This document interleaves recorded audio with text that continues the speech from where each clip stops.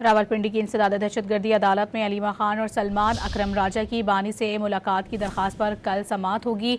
इस खबर की तफसीलात हासिल करेंगे अपने नुमाइंदे से भी। इस वक्त आपको बताते चलें कि अदालत ने दरख्वास्त पर प्रोसिक्यूशन को नोटिस भी जारी कर दिया है। मजीद जानेंगे, ताहिर नसीर हमारे नुमाइंदे हमारे साथ मौजूद हैं। जी ताहिर, मजीद आगाह कीजिए।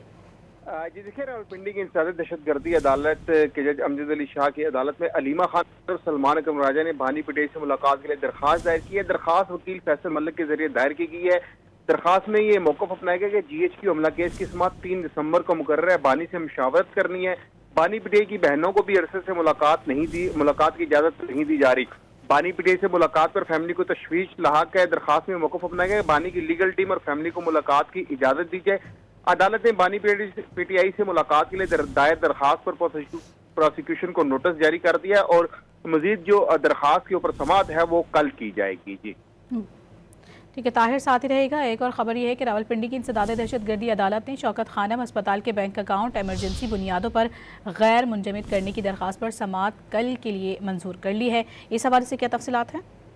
जी देखिए, ये भी रावलपिंडी की इंसदाद दहशतगर्दी की अदालत है। यहाँ पे अलीमा खान के 26 नंबर एहतजाज केस में पेश नहीं हो रही थी, जिस पर उनके वारंट जारी किए गए थे और बाद दम पेशी पर अदालत ने जो बैंक अकाउंट से वो फ्रीज करने का हुक्म दिया था। तो अलीमा खानम ने शौकत खानम के बैंक अकाउंट से इमरजेंसी बुनियादों पर डी फ्रीज करने की दरखास्त दायर की है।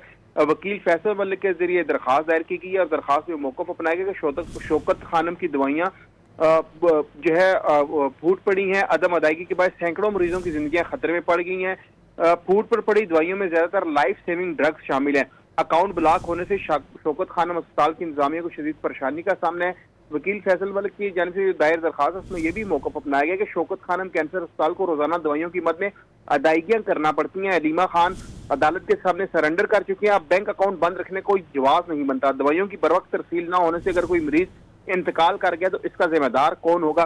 अदालत ने अलीमा खान की दरखास्त समाअत के लिए मंजूर करते हुए प्रोसिक्यूशन को कल के लिए नोटिस जारी कर दिया और कल इस दरखास्त के ऊपर भी समाअत रावलपिंडी की इंसदाद दहशतगर्दी अदालत के जज अमजद अली शाह करेंगे। जी बहुत शुक्रिया आपका ताहिर।